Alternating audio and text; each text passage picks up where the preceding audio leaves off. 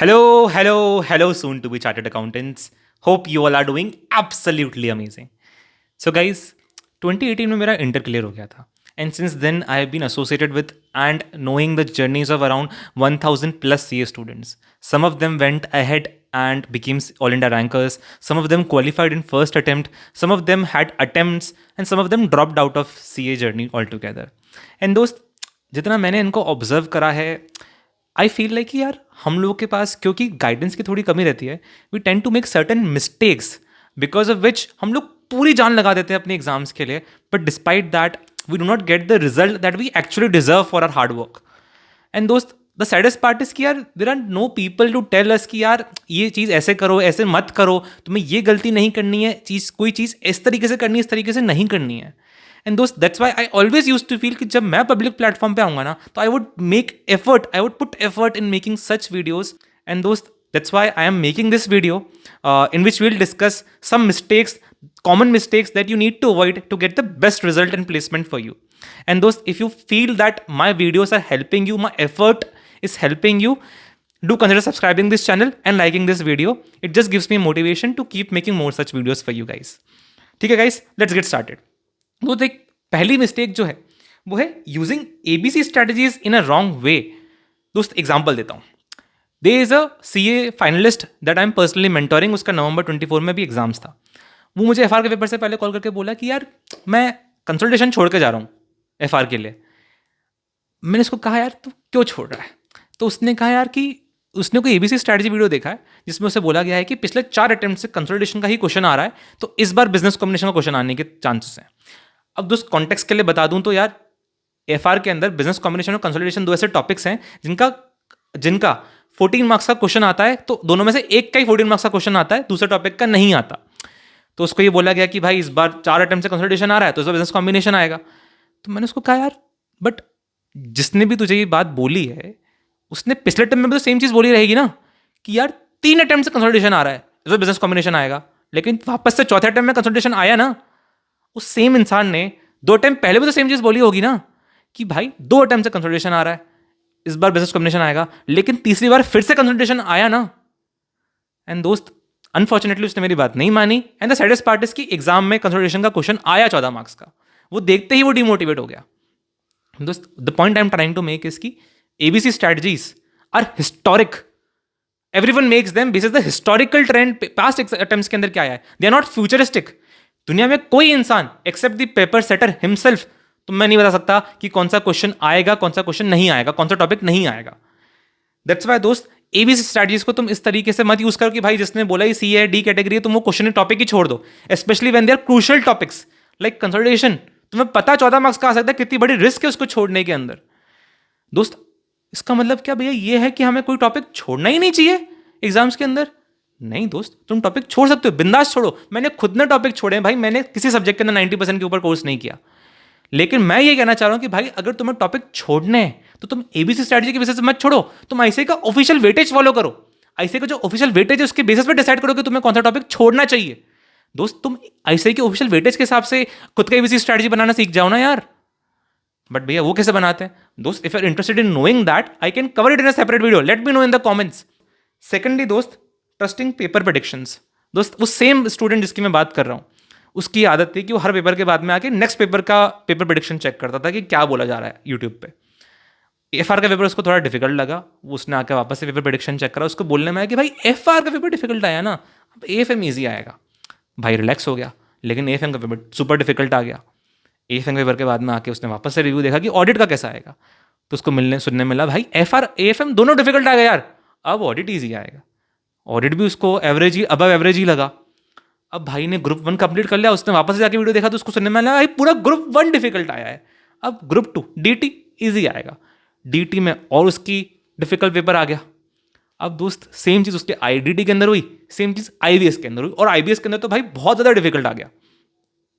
तो दोस्त मैं वही बोलना चाह रहा हूँ जैसा कि मैंने ABC स्ट्रैटेजी के अंदर कहा था कि भाई जो भी जिसको भी तुम सुन रहे हो वो कोई महामानव नहीं है. वो भी एक इंसान है. वो पास्ट अटेम्प्ट की पास्ट चीज़ों के बेसिस पे बोल रहा है. It might not work. मैं ये कहना चाह रहा हूं कि तुम उन चीज़ों में जा ही क्यों रहे हो. तुम इसमें पढ़ी क्यों रहे हो कि भाई पेपर कैसा आएगा. क्योंकि प्रॉब्लम तब होगी जब तुम मान के बैठ जाओगे कि इजी आ रहा है तो तुम रिलैक्स हो जाओगे, पेपर डिफिकल्ट आएगा तो डीमोटिवेट हो जाओगे। बेटर यह है तुम खुद को ये बोल के चलो कि भाई डिफिकल्ट ही आने वाला है, खुद को वर्स्ट केस के लिए अज्यूम प्रिपेयर करके चलो mentally, that will relieve you in your exam. ठीक है दोस्त। Next mistake is using revision videos inappropriately. अब दोस्त देख, ये बात मैं समझ सकता हूं कि यार जब हम लोग काफ़ी गैप के बाद में, इंटर हो या फाइनल हो, जब कोई सब्जेक्ट उठाते हैं क्लास करने के बाद में, हमें गैप रहता ही है क्लासेस के और प्रिपरेशन के बीच में, तो हमें कंसेप्ट्स रिकॉल नहीं हो रहे होते, हमें चीज़ें याद नहीं आ रही होती है, हमें रिविजन वीडियो की नीड पड़ती है। दैट इज कंप्लीटली नॉर्मल दोस्त। रिविजन वीडियो देखो, बिंदास देखो, इस टाइम पे कोई इशू नहीं है, मैंने भी देखे दोस्त। प्रॉब्लम तब स्टार्ट होती है जब बच्चे रिविजन वीडियो को सेल्फ स्टडी का सब्स्टिट्यूट बना लेते हैं।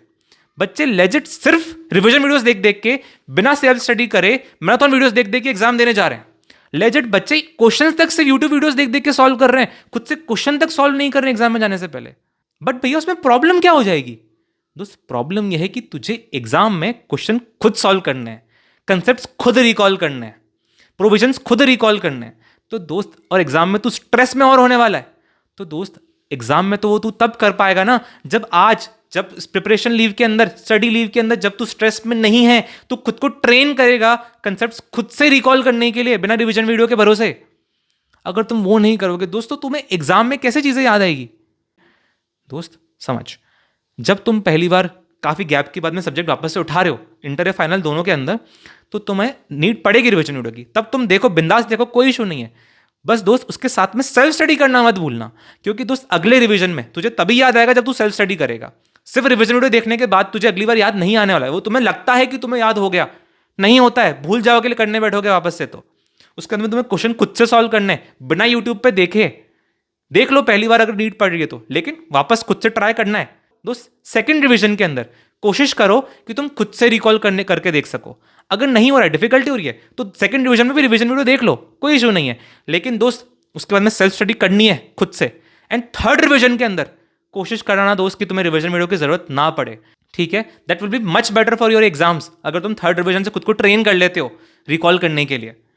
ठीक है, अब दोस्त ये जरूर कर सकते हो कि यार एग्जाम के टाइम में या कुछ टाइम पहले एग्जाम से 1.5 डेज के अंदर कोई ऐसा टॉपिक था जो तुम्हें कवर नहीं कर पाए due to time constant, topic भी इतना ज्यादा इंपॉर्टेंट टॉपिक नहीं है, वो तुम कवर नहीं कर पाए, तो खुद को मन की तसल्ली देने के लिए तुम उस टॉपिक को रिवीजन वीडियो से कवर कर सकते हो एग्जाम डे में, उससे पहले। इससे क्या होगा कि दोस्त अगर क्वेश्चन आ भी गया, लेट से 4-5 मार्क का क्वेश्चन आ भी गया, तो तुम 1-2-3 नंबर उसके अंदर ले आओगे रिवीजन वीडियो के बेसिस पे। लेकिन ये चीज़ हमें इंपॉर्टेंट टॉपिक्स के लिए नहीं करनी है। इंपॉर्टेंट टॉपिक्स में self study is very important. ठीक है दोस्त, if you watch this video this far, thank you so much for that. But just a request कि वीडियो पूरा देखने के बाद टेक अ पॉज, इंट्रोस्पेक्ट करो कि जो चीज़ें तुम्हें मैंने बताई तुम इनको कैसे अपने प्लान के अंदर, अपने डेली लाइफ, डेली प्रिपरेशन के अंदर इन्वॉल्व कर सकते हो। क्योंकि दोस्त मैंने पूरा एफर्ट लगा दिया तुम्हें बताने के लिए, लेकिन दोस्त ये चीज़ें तुम्हें रिजल्ट तभी देंगी, तुम्हारी जर्नी तभी ट्रांसफॉर्म कर पाएंगी जब तुम उनको एग्जीक्यूट करोगे। उसके लिए तुम्हें सोचना पड़ेगा कि तुम इसको कैसे यूज़ कर सकते हो, कैसे इन चीज़ों का मैक्सिमम बेनिफिट उठा सकते हो। एंड दोस्त ट्रस्ट मी, अगर तुम्हें कुछ भी इशू हो रहा है एग्जीक्यूशन करने में इन चीज़ों का, don't hesitate in reaching out to me directly. मेरा Telegram channel you can join and reach out to me through the links in the description, और you can connect with me on my LinkedIn. Feel free to do that. ठीक है दोस्त, आगे बढ़ते हैं। दोस्त अगली मिस्टेक जो हम कमिट करते हैं वो है taking lectures without doing any self study.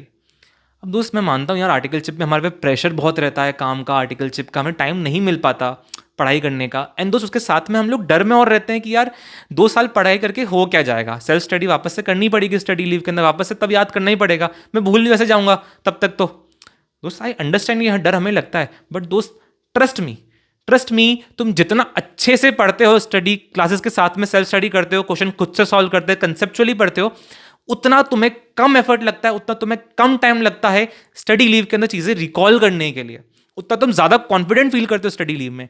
And दोस्त जितना तुम अच्छे से अभी पढ़ रहे हो उतना तुम्हें बेनिफिट मिलने वाला है स्टडी लीव का। इन चीज़ें याद रहती हैं, धुंधली याद रहती हैं, and that is really helpful in times of study leave.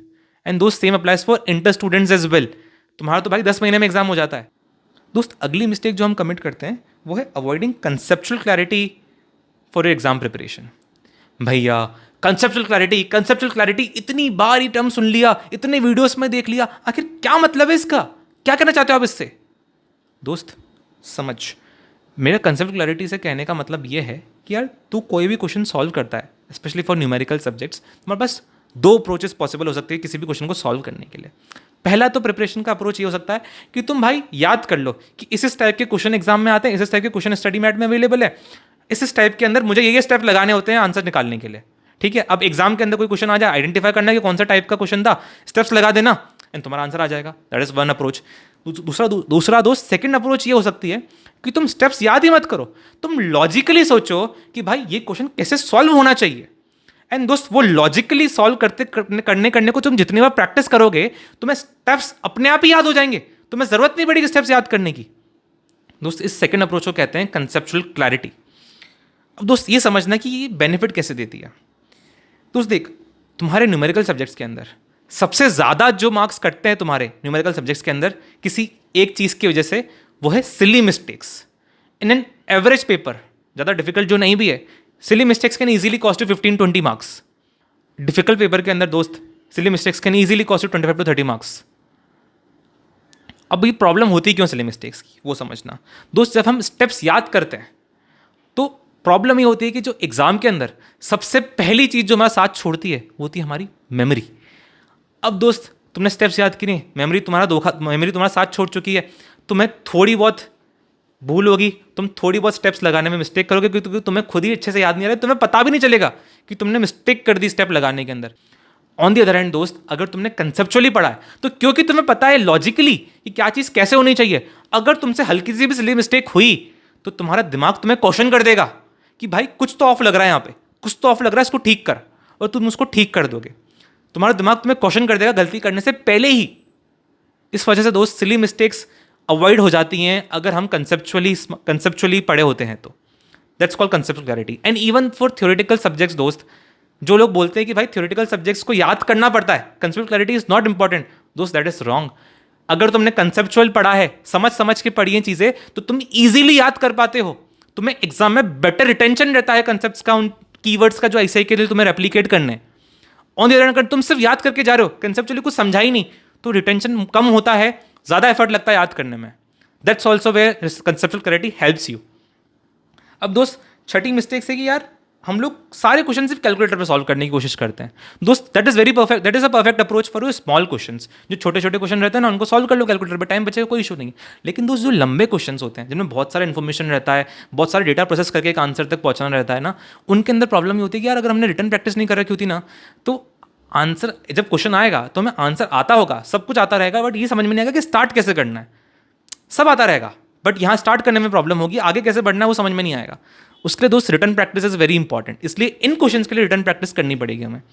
And दोस्त lastly, choosing wrong study material. Then this is specifically applicable for those students who are targeting a rank, who want to gain like 60-70 plus score in theoretical subjects. दोस्त उनके लिए मैं ये कहना चाहूँगा कि भाई अगर तुम थ्योरेटिकल सब्जेक्ट्स में 60-70 प्लस स्कोर करना चाहते हो तो ट्राई टू स्टिक टू ऐसे स्टडी मटेरियल। तुम किसी शॉर्ट नोट्स 100, 150, 200 जितने भी पेज के नोट्स हैं उनको फॉलो करने मत जाओ, तुम ऐसे का स्टडी मैट फॉलो करो। बिकॉज दोस्त नोट्स को शॉर्ट करने के चक्कर में ना बहुत सारी चीज़ें मिस हो जाती हैं। ठीक है, या तो तुम कोई टॉपिक उड़ा दोगे, तो तुम कोई पॉइंट उड़ा दोगे, या तो तुम कोई लैंग्वेज चेंज कर दोगे। एंड उसके जैसे दोस्त उसमें से MCQ बन सकता है, उसमें से एक प्रॉपर क्वेश्चन बन सकता है, मीनिंग अगर चेंज हो गया लैंग्वेज चेंज करने के जैसे, तो उसमें और कंसेप्चुअल एरर हो सकते हैं। तो अगर तुम 60-70 प्लस स्कोर करने का टारगेट करो इन सब्जेक्ट्स के अंदर, तो ट्राई टू स्टिक टू ऐसी study material for theoretical subjects. दोस्त those were the topics that I wanted to discuss in this video. If you are looking to know about how to prepare for AFM exam for May 25, you can check out my AFM roadmap video. I'll leave the link somewhere in the description or after the video ends as a suggested video. Thank you so much, dost. If you found this video valuable and want to stay connected for more such things, for more such videos, do consider subscribing this channel or joining my Telegram channel or connecting with me on my LinkedIn. Thank you so much, dost. All the best, dost, and you're gonna rock in your exams. Stay motivated, stay healthy. Thank you so much.